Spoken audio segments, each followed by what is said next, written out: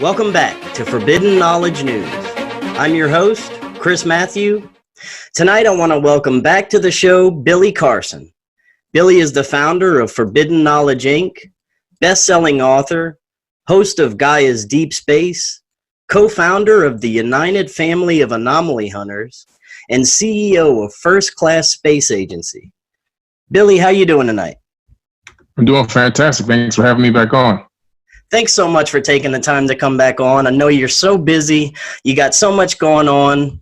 And you were actually one of the first researchers that got me really looking into our real history, the potential of human consciousness, and of course, links to ancient aliens and how there's so much more behind what we're taught in school, our history books. Basically, everything that we come up knowing is not the way that it's portrayed. It's not what is reality. So tell us, what got you started down your path? What kind of opened your eyes to everything? Back in 1977, believe it or not, I'm aging myself here now. We moved from New York, Queens, New York, all the way to Block, Florida. And we moved right next to this airport called this Block Airport. It's a very small private airport, but I would just go outside in the backyard and watch the planes go over. And nothing else to really do in the hot summer, except for looking up at the sky and watching ants and build ant mounds. But one day I was out in the back and I saw this object come over, and it wasn't an airplane. And even as a little kid, I knew that what I was looking at was not an airplane. It didn't have a tail, fuselage, or cockpit. And the other interesting thing about it was that it cleared the horizon in seconds instead of minutes. Because even from my perspective, I would look at the planes go over. I could tell, not how fast the plane was moving, but you can tell that the plane is moving at a decent pace. But also you can tell that it takes a while to go from point A to point B across the horizon. Not an instantaneous thing. Well, right. This object, it went across instantaneously, almost, less than just a few seconds. And I was like completely blown away.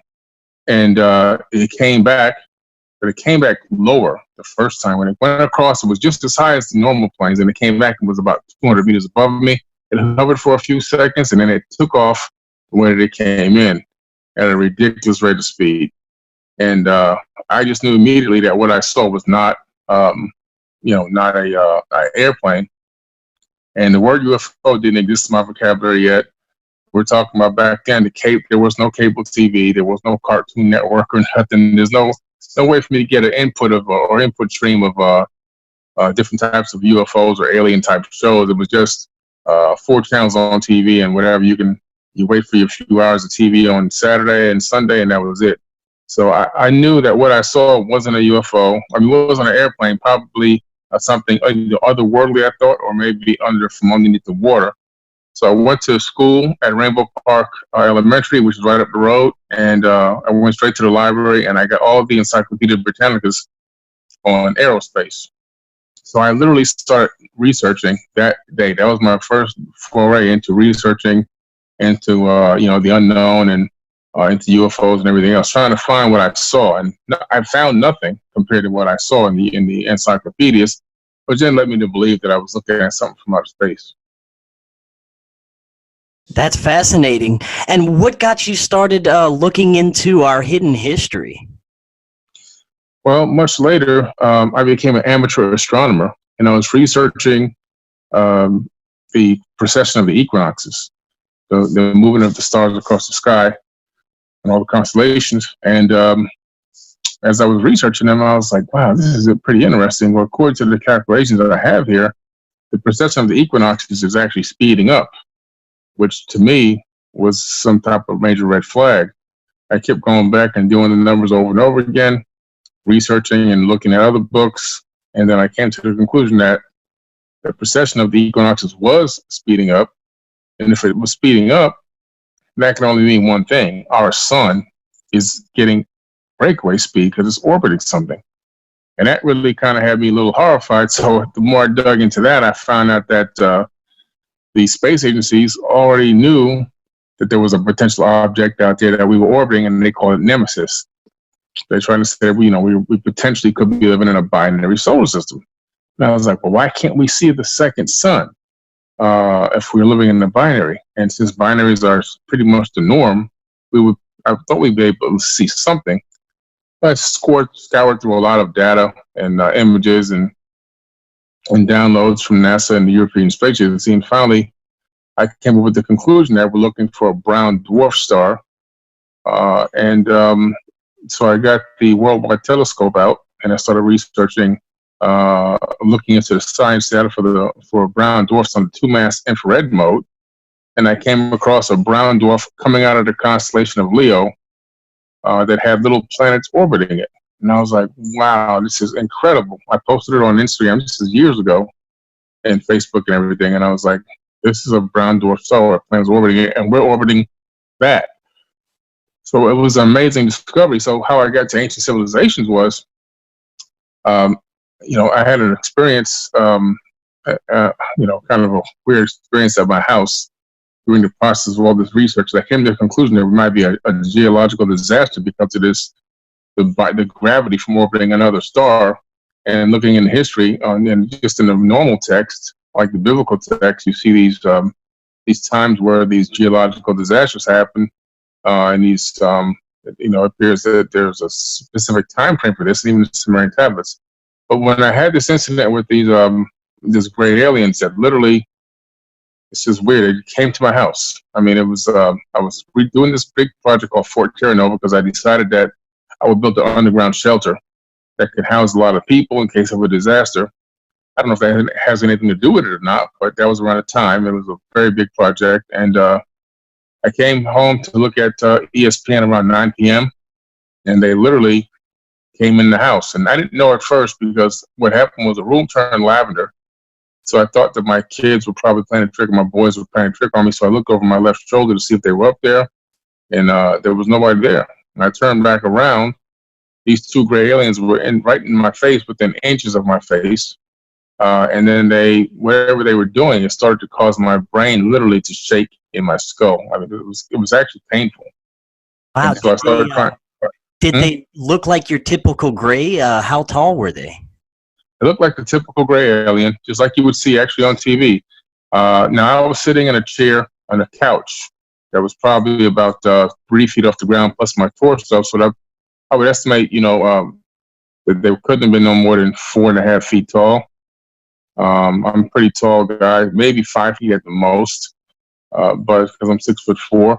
But that would be the height. And they were standing up, and I was sitting down, and they were right in my face. But so that would be the height. And then they had on these very weird, like onesies, one-piece type overalls, or whatever you want to call them. That were skin tight though. It almost would look like skin, but it wasn't skin. It was actually some type of clothing. The eyes, I couldn't tell if they were goggles or they were the actual eyes that were, but either way, there was a shape. They were giant almond shaped and kind of pale. The ears were just like holes, and the nose were just dots or openings. And even though they kind of looked like it had a mouth, it looked like it couldn't even open. It looked like it was sealed with a kind of a partial slit going across. And I didn't hear anything, in the audio range that a human can hear from them. I just knew that whatever was happening, it was painful, and I actually screamed out, but there was no sound coming out. It was like it was muted or blocked in some kind of weird way. And then just as quick as it started, it ended, probably 30 seconds or so. And they turned around, and they kind of dangled away. They don't really walk like a normal gait like a human. They kind of just dangled away, and then went through the wall. All the lights came back on. The TV came back. Everything went back to normal. And I ran around the house, but nobody heard or saw anything. And then the thing that was left with me, I think possibly from them, was this word or this phrase, worldwide telescope, which kept ringing in my mind thousands and thousands of times. So I finally went to a computer to type it in. I went to excite.com, which was at that time, competing for space with Google search. And the first search result that popped up was worldwidetelescope.org. And I literally almost fell out of my chair. I went to the website. I clicked on the button. It was software that you can actually install in your computer. So I downloaded the software. I installed it. And so when you open it up, it takes you into a sky mode that lets you see all the constellations. You can then also look at panoramas that were coming from spaceport data. So I looked into panoramas, and the first one I saw was the Mars panoramas. I went in there and I saw rovers, and I saw Opportunity was just one of the selections out of many. They had Spirit, they had Mars Curiosity, and all that. So I went to Opportunity, and I saw a panorama, and I clicked on it and zoomed in, and I saw anomalies right away. I mean, instantaneously, I saw things that didn't belong there. You started to tell me this is another planet that doesn't have any life. Well, why do I see dilapidated structures and what looks like to be statues and other broken things there? But some of the walls that I saw resembled walls of structures on Earth, megalithic structures. And that's when I started making the connection that what I'm seeing up there could be very ancient. So, and because it's ancient here, I started looking into ancient texts. So I started going into Sumerian tablets, the Sumerian cylinder scrolls, the emerald tablets, the Mahabharata, the Bhagavad Gita, the Indian Vedas, Nag Hammadi scripts, the Dead Sea Scrolls. Just going into all these different ancient texts and trying to see what was going on back then. And I started discovering that there was this huge epic of galactic wars, interplanetary wars of the gods, all of these structures that were built by them in honor of them, and so forth and so on. So that's how I got really into really digging deeper into ancient texts, and also it got me into also hunting space anomalies at the same time. So it's just been huge. It was whatever happened, it was a huge catalyst to get me to where I am right now. Wow. So do you think these Greys possibly uploaded or kind of implanted this idea into your head while they were doing this? I think so. At first, I was so confused and how can this happen and how can I get this phrase in my head to a point where I couldn't block it, I couldn't stop it. And then much later, I saw a episode from the Ancient Aliens where this gentleman, I forget his name now, in Rendlesham Forest, had touched a UFO that landed. He was military at the time, and when he touched it, he got these numbers burned into his head, zeros and ones. And when he wrote them down on a piece of paper, this is back in the 1980s, before personal computers and all this other stuff, he literally wrote down 1, 0, and 1 at a time until he wrote down this whole notepad full of zeros and ones, which more recently at the time of the show was then turned over to a person that can translate digitally what it meant. And they put all the zeros and ones into a little program, and it turned out that there was a real message. So when I saw that, I was like, I know I'm not crazy now, because this guy had the same thing happen to him mentally. He was burnt into his head with all these zeros and ones. And for me, it was worldwide telescope. Wow, that's awesome. Now, when it comes to our hidden history, how far back I guess you could say this version of humanity go? And were the first humanoids here the Atlanteans and Lemurians, based on your research? Yeah, based on my research, the Atlanteans and Lemurians were here. Now, there was an existing hominid on this planet, and also over in Australia, the Aborigines claim to have been seeded here by the Pleiadians. That's their actual history. That's their verbal history, which they've passed and handed down generation after generation. And the elders right now will still tell you this, that many hundreds of thousands of years ago, they were seeded here by Pleiadians. So that's really an amazing story. But from what I can tell, evidence-wise, instead of just verbal history, it appears that these other civilizations were here. These advanced civilizations came here, and they were literally mining this planet for resources. And the hominid, which was our cousin, was already here before we were Homo sapiens sapien. And this goes back over 450,000 years. And now they came here to mine this planet for resources, and they started bringing their own people here. and they actually did the mining and the hard work and the labor themselves without the use or aid of any human beings or hominids whatsoever. Then about 200 to 250,000 years after they arrived, these EGG working class Anunnaki people that were working on Mars were getting kind of fed up with the workload, no breaks, no vacations, no women. It was one of their biggest complaints that they had no women. They were spending a lot of time on Mars. The conditions were very harsh. They would have to wear their Eagles masks, which were actually their helmets with the Eagles logos and the insignia on it, which today, when we look at old depictions of the Anunnaki, we see sometimes with regular faces like a human and a beard, and sometimes you see them with the eagle's head. That eagle's head is actually a mask that they were, a helmet that they would put on for low oxygen situations. They even talked about using that eagle's mask on the moon as well. But so they mined. But what happened was they got very frustrated with the workload. They came to Earth. This is where you get the fallen angels from in the Old Testament. They came from Mars to Earth. They fell from Mars to Earth to take women as their wives. And also in the coup, they were threatening Enki and Enlil to go straight head on to war because of the conditions and situation. And that's what Enki says, I have an idea. There's an existing hominid basically on this planet. We can genetically modify it and make it to handle all the workload. So that was the thing that stopped the war, got everybody to calm down. These EGG people took women with them, took them as wives, and took them back to Mars, some of them. And but they began the genetic manipulation.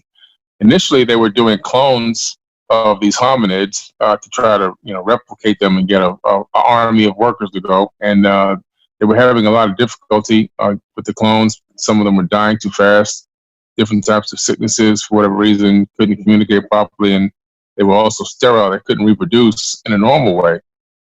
So then what happens is Enki's sister, or half-sister, actually said, I'm going to take the baby to term myself. When there's a famous cylinder scroll showing that she gave birth to the Adambo, when they created what they call now modern science a zygote. So they took an egg out of an existing hominid, cleaned out some of the genetic material, and inserted through a laboratory, of course, inserted the Anunnaki material and DNA, and then inserted it into her womb, which she then took to full term, a full 10 months was her number, and she gave birth to the Adamo. And she says that her hands had made it. She made basically the first man, because Adamo translates to the first man. And then from there, they took some of his blood and they cloned him a woman, a female. This is where the rib, taking a rib out. They never took a rib out, but they took some marrow and created a clone for him. And then they were able to sexually replicate. And that's kind of how we got to the point of Homo sapiens sapien. So Adam and Eve weren't the first people on this planet, but they were the first genetically modified successfully. They were able to reproduce and everything else at the outdoor dome-like structure, which was called the Garden of Eden. Now, were some of these beings giants? Because we have the evidence of giant bones being found throughout our history. Yeah, when you look at some of these skeletons and some of the bones and jaw bones, which I actually have one of the replicas of one of these elongated skulls that were discovered, and you could put it right next to a human skull. I actually have it mounted directly next to a human skull in my artifact case.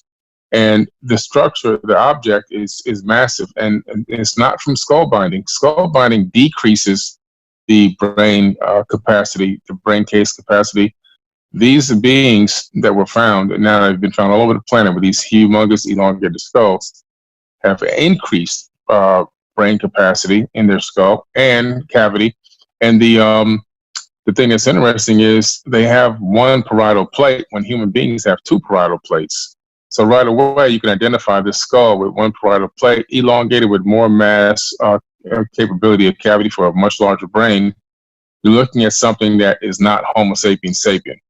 And the jawbone and the structure is so massive and huge. Once you scale it all the way out, you're looking at a person that could be anywhere from 15 to 20 feet tall. That's how massive some of these people were. It's just incredible. It is incredible. And when you're talking about these cataclysms that occur throughout our history and basically, wipe out almost everything and we have to start all over, a lot of our history gets lost.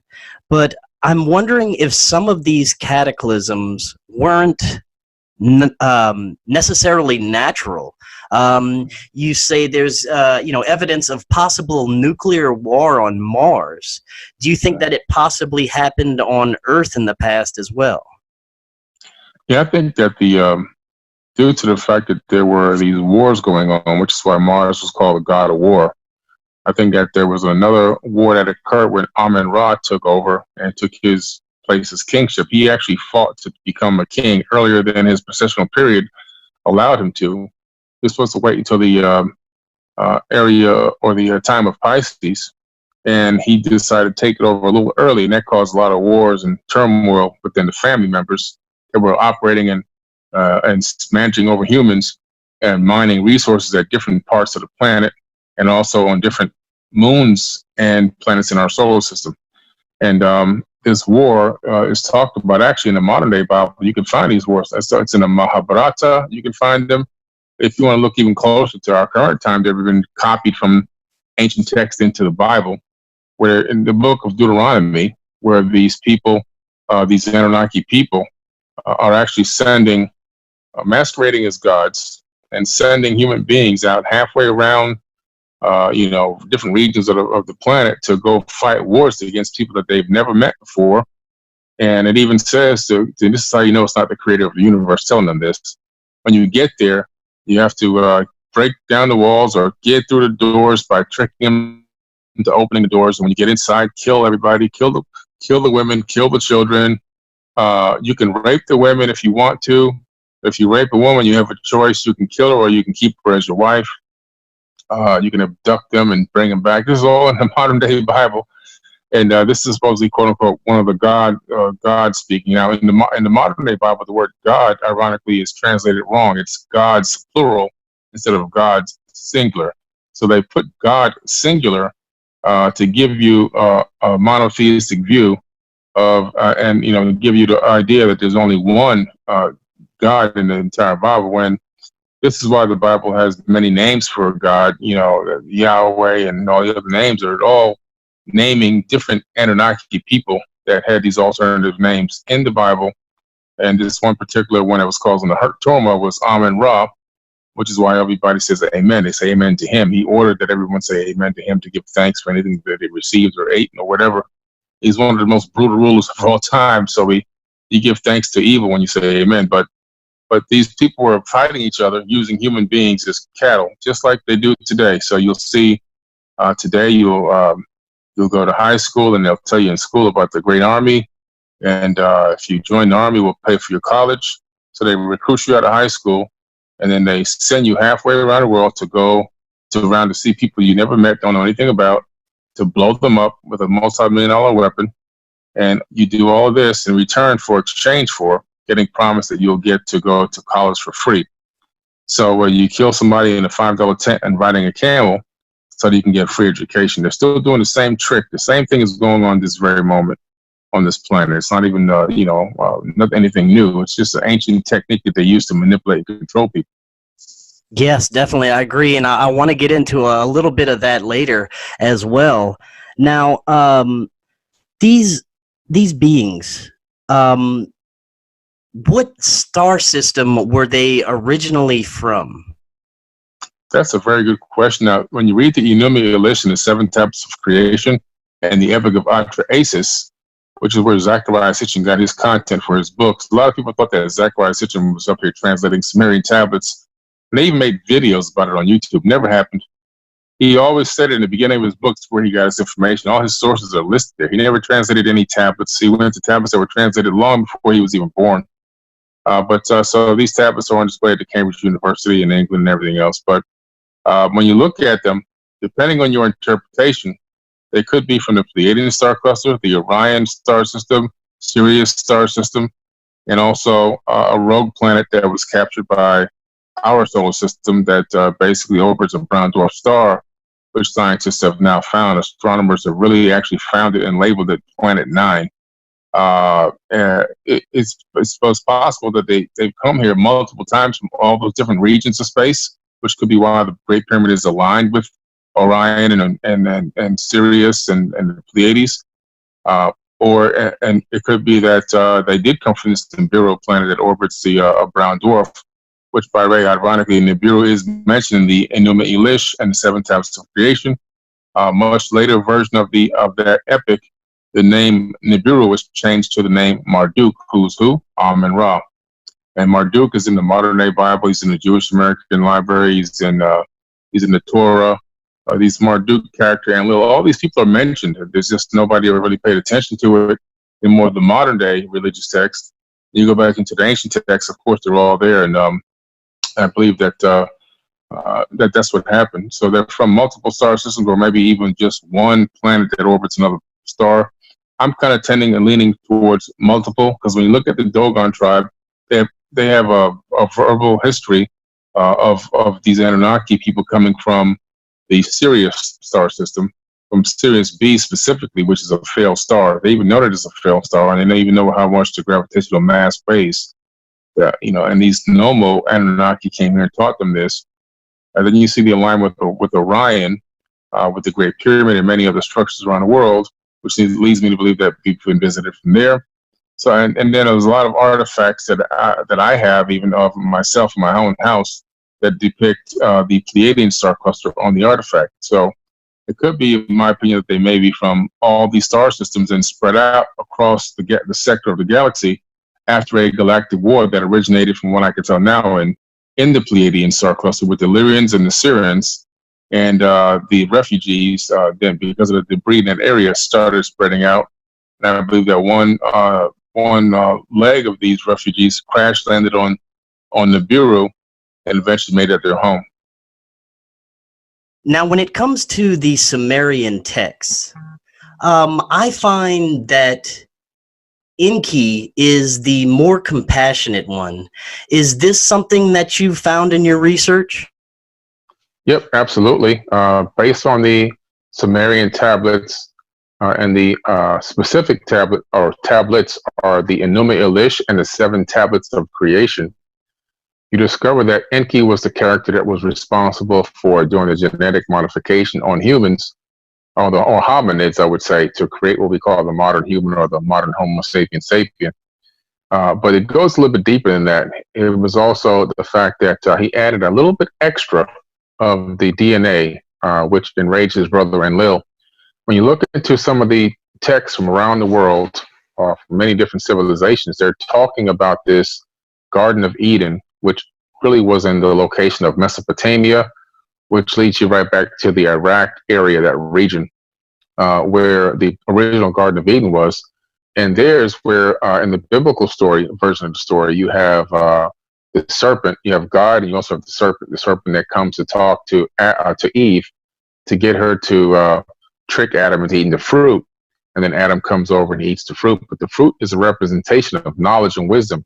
So the Enki, who was portrayed as the serpent character, talking snake, was really an archetype for a person that was basically giving them knowledge and wisdom and taking them to a higher level of consciousness, which then, when they realized what was really going on, and that they were slaves and that they had been put there purposefully and they were really sentient beings, they were the most, I guess, genetically advanced humans at the time, but they weren't the first. So Enki, he was considered the snake, and his brother Enlil, who came back to check on the experiment at the Garden of Eden, noticed that they were clothed and that they had received a higher level of consciousness.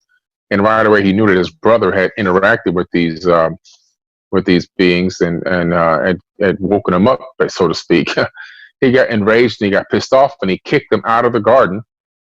And one of the things that is ironic is, if you read the Book of Adam, which is an apocrypha text that was kept out of the Bible by the Council of Nicaea and King James, right away you see where Adam is in the sea with his wife Eve, and he literally is trying to commit suicide because he's so distraught that he had been kicked out of the garden into this wilderness. He tried to kill himself, and Enki had to send some guards to actually go secure him and save him from killing himself, committing suicide. So the empathy was evidenced there. But then later on, Enki actually took on a human wife, and he was banned from going back to his home planet because of this. You know, so he had the empathy for humans, and Enlil was a bloody, murdering, killing ruler that killed humans when he felt like it, drowned them. He would also create droughts over their crops when there was too many of them replicating too fast. Just all kind of crazy stuff. He tortured them. He was just the evil ruler, and Enki was the one. And that's why him and his brother were at odds all the time. His brother was so disgusted with Enki that he told everyone that Enki was an evil serpent and not to worship him as a god. And he made the history change around to say that Enki was the evil one, but it truly was him.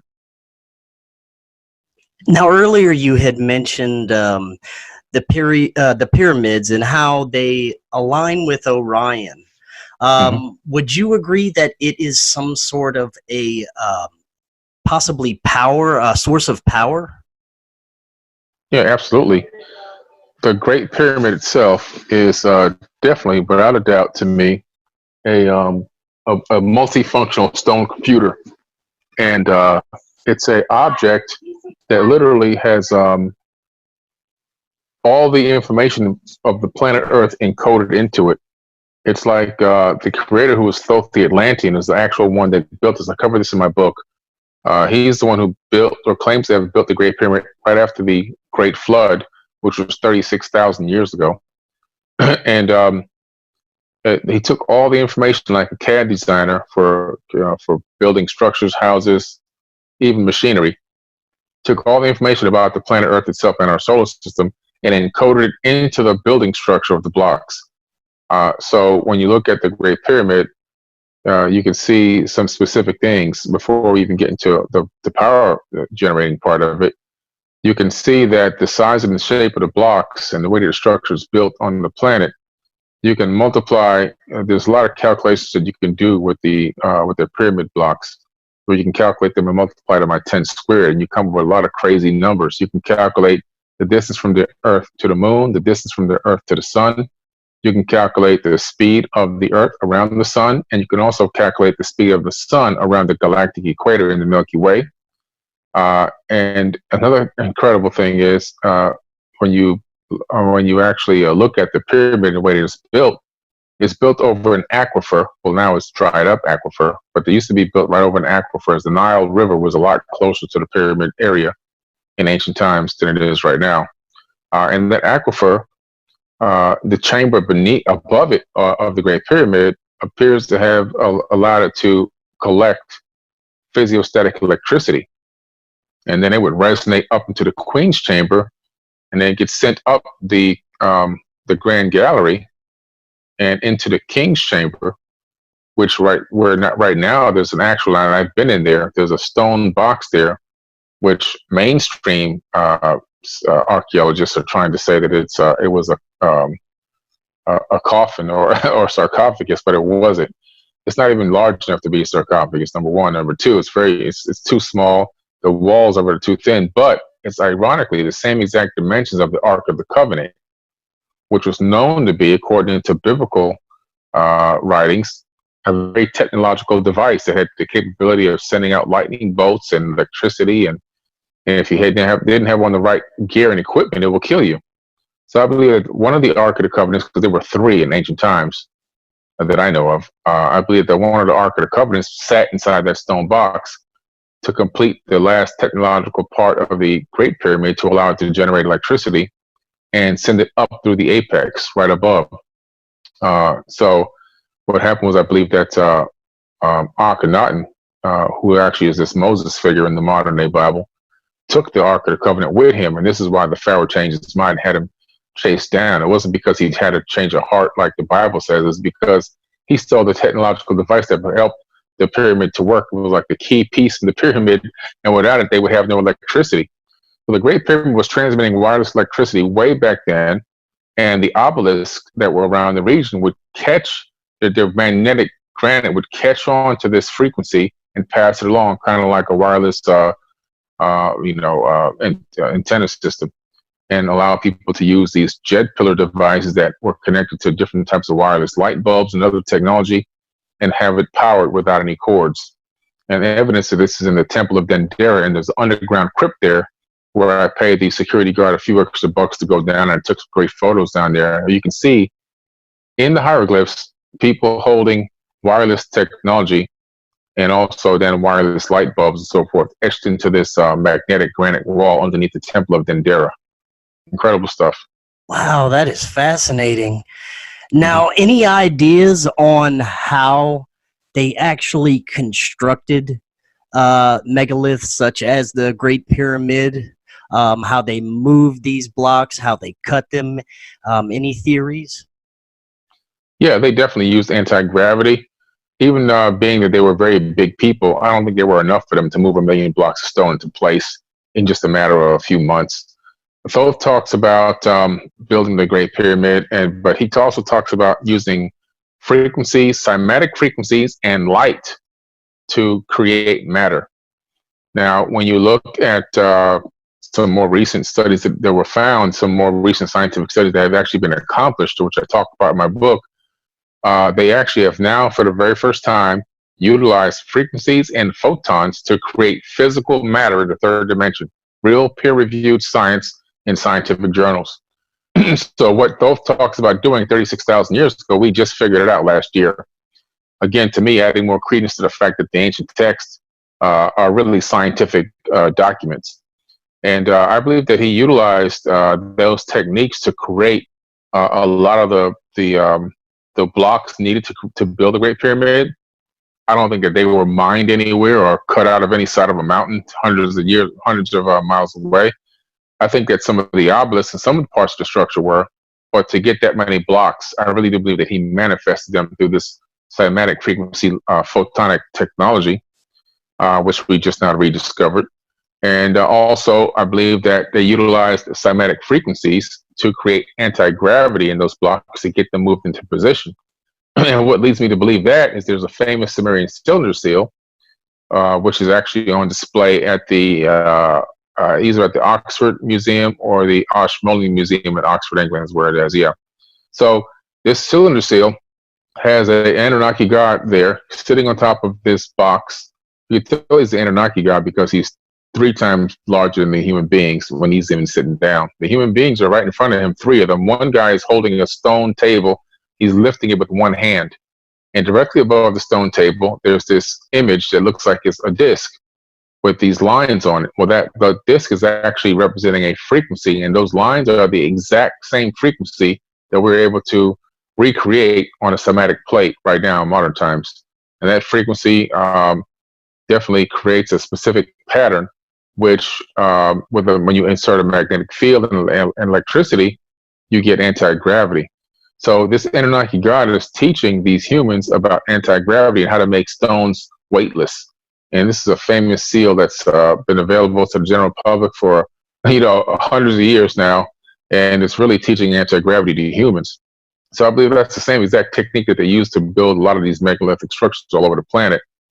That, and also it appears that they have some type of way of making liquid rock or liquefying rock. And I find this out from going to Peru and from going to Cambodia. In Peru, a lot of the megalithic walls don't have any mortar, but the stones appear to be completely sealed together.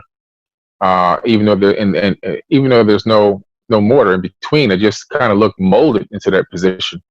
And I think that this has something to do with the fact that they had the ability to liquefy these rocks and put them into molds and put them into positions, which made them look like they had these incredible, impossible cuts and corners when they were just molded that way, I think. And if you look at Angkor Wat, when I was there, the history of the place by the locals is that the Angkor Wat temple itself, the main temple, was poured into place in a day and a night.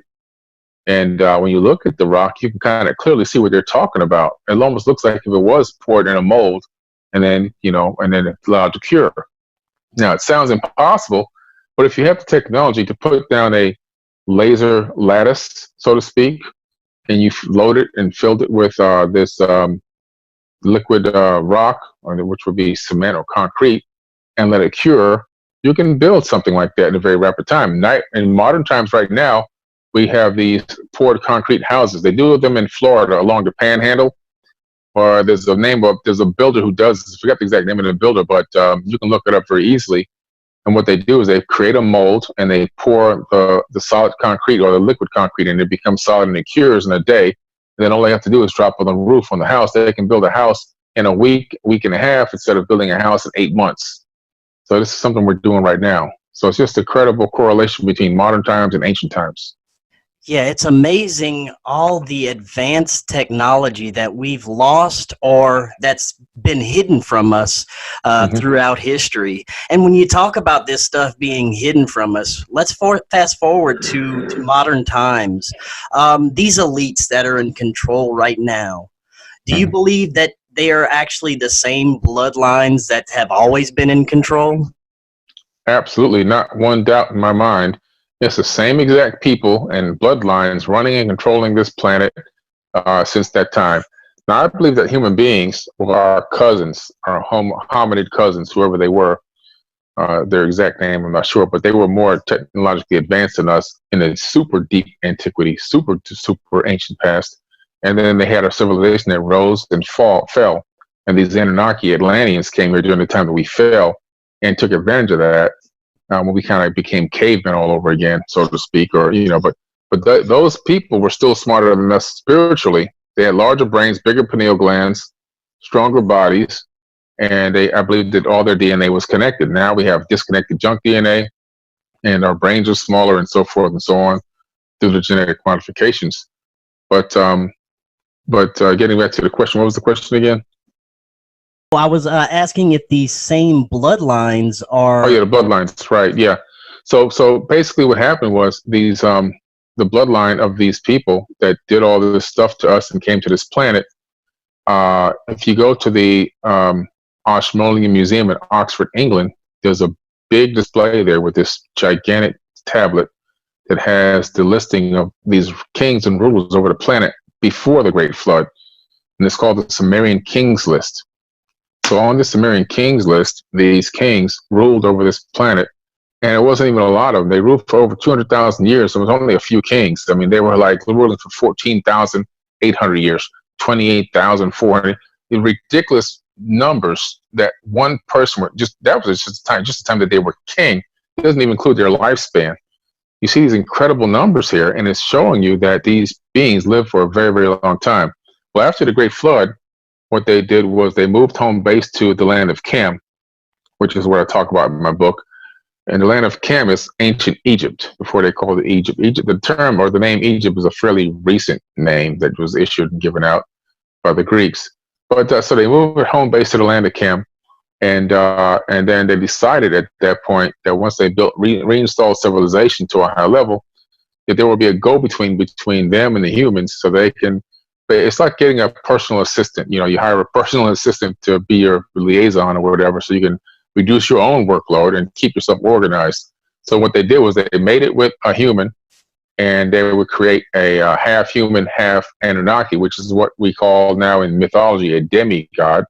So this half human, half Anunnaki would become what we call a pharaoh king. And this pharaoh king would have the capability of communicating directly with the Anunnaki and relaying the messages and so forth, and keeping the people on track to what the wishes of the gods were.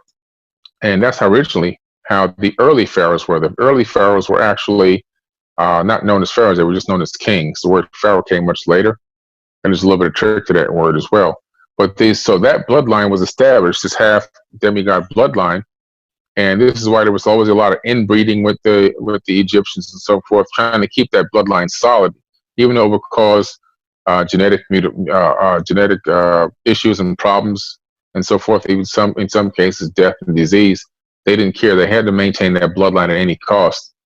Now, after the Egyptians, or the land of Egypt or Cairo, was basically defeated several times over dynastic periods by many different people. The Syrians came over there and got them. The Greeks came over and got them. I mean, just many people came over and took over that place.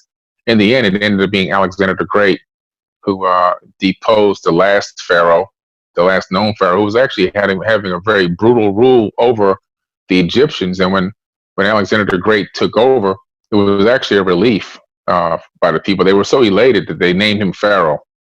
But the bloodline of even Alexander the Great, believe it or not, ties into Amun-Ra. He was Amun-Ra's son, so he was half human, half Anunnaki as well. Amun-Ra was the person who started the last pyramid war and escaped. But before he escaped, he left the kingship of the globe, or the planet itself, and the finances and resources to his Rokfin. Rokfin translates into the word "com" translates into offspring of, but it translates into shield. So Ra Shield was handed down the information, the finances, and control over this planet 5,000, 6,000 years ago. And they still run and control everything on this planet till this very day, including the elections in America. It's all controlled by the Ra Shield. They tell the Electoral College who to put in the ballot. They control and run all of that. All the presidents of the United States, except for Van Buren, who still was related to royal bloodline, are related to John Lackland, the King of England, former King of England, I should say, who signed the Magna Carta. And that's the Plantagenet bloodline. And that Plantagenet bloodline can be traced back through a migration of the pharaohs across into Europe from Egypt. You can trace them back to the Arabian kings, and you can trace them back to the Pharaonic or the Egyptian kings, and you can trace them all the way back to the Sumerian kings list in the Ashmolean Museum in Oxford, England. So even Donald Trump, George Bush, Obama, through his mother's bloodline, Stanley Ann Dunham, who's a Caucasian woman, all the way back, Jimmy Carter, you go all the way back, doesn't matter. Even JFK is in this bloodline. They're all in the bloodline. They're all directly related to this John Lackland, and they're all cousins of each other. There's videos on my YouTube channel where I talk about the fact that, or I show a video of Obama and some of these other guys talking about the fact that, yeah, they're all cousins and relatives. Even Dick Cheney is a cousin of Obama. Obama actually openly says in one of the videos, he put him in charge of military, in charge of the weapons and so forth. So, I mean, they're all related. Even Bill Clinton and Hillary Clinton have already now been found to be actual cousins. So they're married cousins. It's just keep it in the family thing. And people always say, well, how can you track who's the next president going to be? Just find out who's in the bloodline, and that's who it's going to be. It's not going to be anybody not in the bloodline. Donald Trump, there's a Newsweek article about that online, and I think it's even New York Times, that the fact that Donald Trump and Hillary Clinton, the geneticists, the genealogy people have done the research, they're cousins. I mean, so it's one big family affair. Wow, man. Yeah. I myself agree with you 100% on the president thing. I believe they have all been puppets. Yep. There's always someone else behind the scenes pulling the strings. And modern day, one of the biggest weapons that I see them using is the media, social media. It's the biggest tool to help dumb us down, especially the youth. They want to keep our consciousness suppressed. They are terrified of the potential of human consciousness. So that's why they bombard us with everything that they spray in the air, the food, the water, all the crap that they have on TV and social media. It's, I believe, because they're terrified of what we really are. Oh, yeah, absolutely. There's no doubt about that. This is why they destroyed the Tower of Babel. So if you go back to the Tower of Babel incident in the modern day Bible, but the full story is also in the Sumerian tablets, the human beings had come together on one accord, working together in peace and tranquility, building this tower. Now, this tower, according to how you interpret it, could have been a space tower. It could have been a cargo cult replica of something that they saw the Anunnaki build, or it could have been just a tower that they were trying to build themselves to get into heaven, which is outer space. And then what happens is this Enlil character, who's known as Enlil in the Sumerian tablets, but in the modern day Bible, he's known as Yahweh. And you can find this out by the book of Yahweh and so forth, and everything else. It's really easy to make the correlation. But he comes back from wherever they go. They always disappear for years at a time and come back wherever they go, who knows. But he comes back and sees this tower being built, and it upsets him. Because right away he realized, he actually openly says it, that wherever they set their minds to, they will achieve it. And that really disturbed him, because he realized that, first of all, they were outnumbered by humans. And if they can get to us the same level consciously and technologically as the Anunnaki, well, hell, they'll just overthrow them at some point. So he instantly destroys the tower, and then he takes the people and he says, my seed shall not abide in man forever. His years shall be 120. And what did we just find out in modern science? Just recently, we discovered that under the most pristine conditions, the most years that the human being could live is 120 years. And they also discovered that why is because chromosome number 2 was taken out and fused together about 200,000 years ago, just around the time that these tablets were written, ironically. And these telomere caps were put on the end, which these telomere caps have genetic buffer material so that when your DNA and cells replicate, you don't lose anything in translation. But what happens is this buffer material runs out, and as it runs out, your body begins the death process. So this is how they ended our lives. They reduced our lifespans basically back then. We were used to live for thousands of years before that happened, and they basically shortened us. He shortened us to keep us dying young, and we can't live long enough. We can't become smart enough to figure this all out. And that's exactly what they did. And now, how do they keep it going?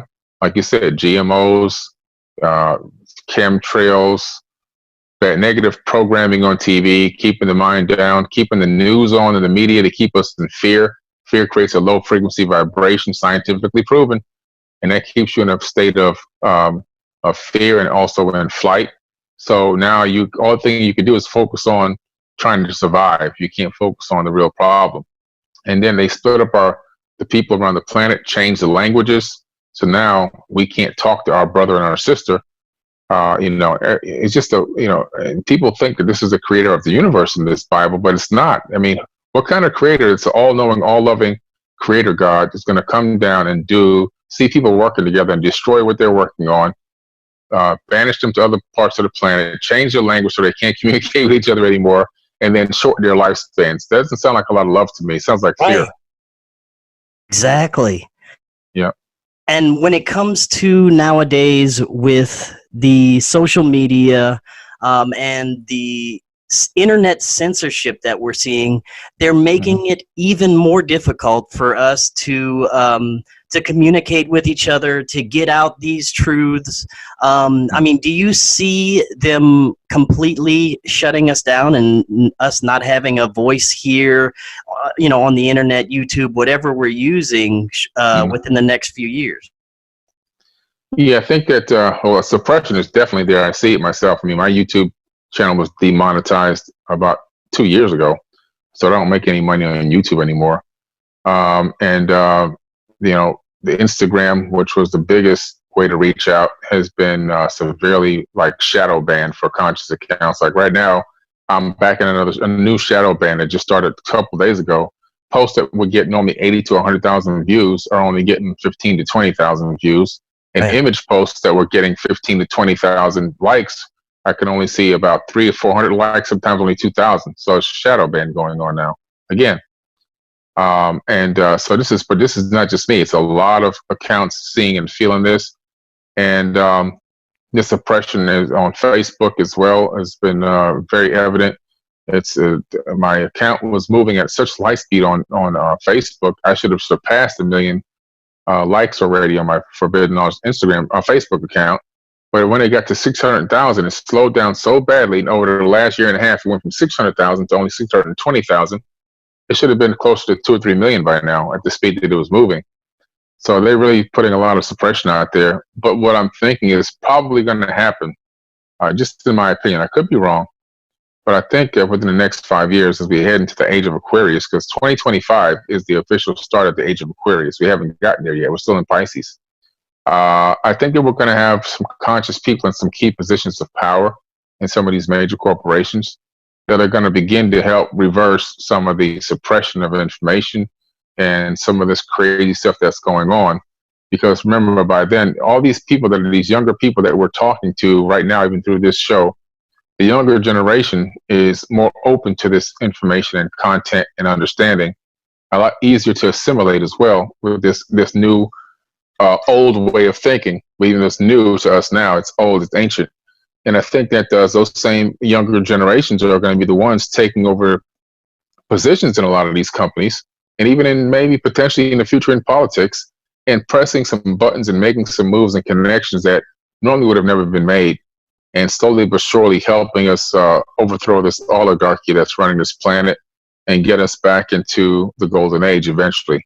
So I think that there's a chance, I'm a lot more optimistic. I think there's a chance that things will be freed up. And if they aren't specifically freed up on these exact media networks, that there'll be new networks that will pop up that'll be independent, privately owned networks, like OnStellar. So I started something called Unite the 99 a few years back to build a private social media network, which then was acquired by OnStellar, and we transmitted everybody into there. And that's a private network that's, no suppression, nothing, nobody can delete your content and so forth and so on. Right. And something else I'm seeing now is it's very odd. I'm not sure whether to trust it. Yeah, there you go. There you go. You there, Billy? Yeah, I'm here. Yeah, you cut off for 1 second.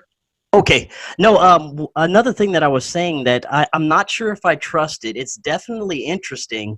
And 5 years ago, I would have never thought I would have seen what's going on now with disclosure. It seems to have blown up this year with Navy sightings, Pentagon releases, and now this storm Area 51. But it all seems kind of suspicious and controlled. What are your thoughts on this disclosure coming out? Yeah, the disclosure that's coming out by the mainstream is definitely 1,000% controlled. They control every aspect of what the human being is allowed to hear as far as what's going on behind the scenes. And it's a drip by drip, slow disclosure to slowly acclimate people to the true reality of what's been going on and what is going on. Only because they're changing their modes. They're moving away from fossil fuels, and they're going to move into different types of electricity generating devices, whether it's perpetual motion, whether it's zero point energy, electric motors and so forth. They want to profit on that stuff. So they have to create new industries for it, train people for it. And so they have to be able to slowly break us into that. There's going to be different technologies coming out. They finally figured out how they can monetize a lot of these technologies that have been suppressed, where before they thought that there'd be no money in it at all. And so since they've kind of run us down with the petrol and the fossil fuels, they realize now that since even a lot of countries are going to be getting away from the petrodollar and so forth, they got to get out of that as fast as they possibly can and get into alternative, stuff. So little by little, we're going to see that coming out. Mars. There's 5 rovers headed to Mars by 2020. They're going to come with the science data on that, where they're going to be talking about probably giving us the first alien life, I believe, is going to be announced within the next 5 years. And that's going to be bacteria. They're not going to tell us about the ancient civilizations that were up there or the people that are up there now in the breakaway civilization. But I believe they will tell us that they discovered bacteria. It's a very slow process, little by little, drip by drip, they're giving it to us over time for their own, to control their own agenda, control the narrative, control the technologies that are being discovered and redeveloped, reverse engineered, so that they can keep complete power and control over us. It's that same bloodline that's doing this. And you mentioned breakaway civilizations on Mars. How far do you think our secret space program goes? Do we have some of our own on Mars and on the moon? I believe so. I believe we have people on the moon and on Mars. I believe we have an exchange program going on with the lunar people. I believe that there's people living on the moon underneath the surface. And what leads me to believe this is through the Freedom of Information Act, we got the Apollo 11 black box tapes and the Apollo 11 black box redacted documents. If they sneezed, we have a copy of that, and we have the audio of it. In the audio, excuse me, you hear Neil say, look at those convex domes down there, those convex craters down there, which leads me to believe he's talking about a dome structure. He says, I bet the people in there never get out. This is what they're saying now as they're flying across the moon, looking for their landing location, their coordinates. So that's really an amazing statement to be there. And then if you look at the Mars data from the Opportunity rover mission, there's this place on Mars called McMurdo Valley. And that McMurdo Valley there's a scene there which I was able to basically take a good copy of and show, and it actually made news. It looks like a military installment. You can see a swept-wing plane flying over, and I matched it to the shadow on the ground. You see what looks like a helicopter as well in the area, and you can match it to the shadow on the ground.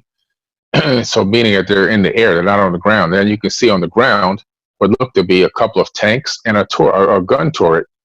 So it looks like a military installation right there on Mars. So I believe that we're already there, securing the area. I think that based off of some of the other content that we've looked at and the data, it looks like there's been a war, or ongoing war up there. And I really do believe, unfortunately, that the remnant of people that remained there, that were already, still living there, or survivors of the last geological or war, whatever generation they are now, I believe that we're killing them.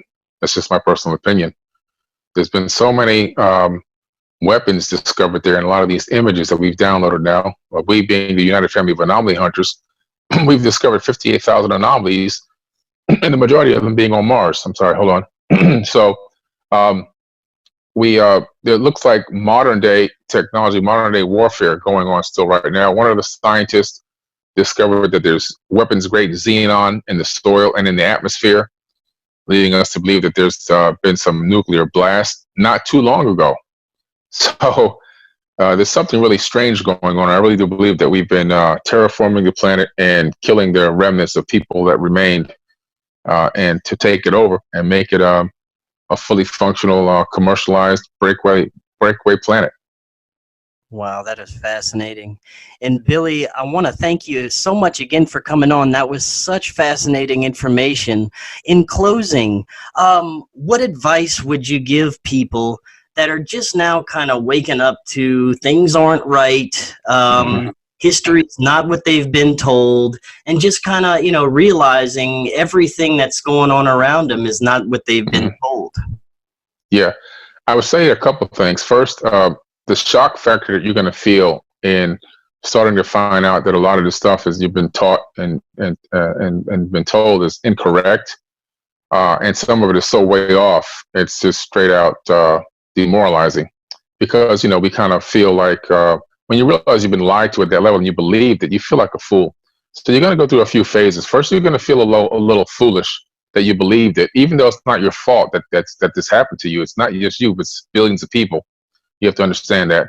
The next thing that's going to happen is, as you research deeper into a lot of the ancient texts and correlate it with global warming and things like that, what's really happening, these gravitational waves that are coming from this other sun, you're going to discover that there's catastrophes and geological calamities like increased earthquakes, increased hurricane strength, increased tornadoes, increased mudslides. A lot of geological activity is going to go on this planet that we're heading into now. But just at the beginning stages, you're going to realize that there's going to be some cataclysms that are going to happen.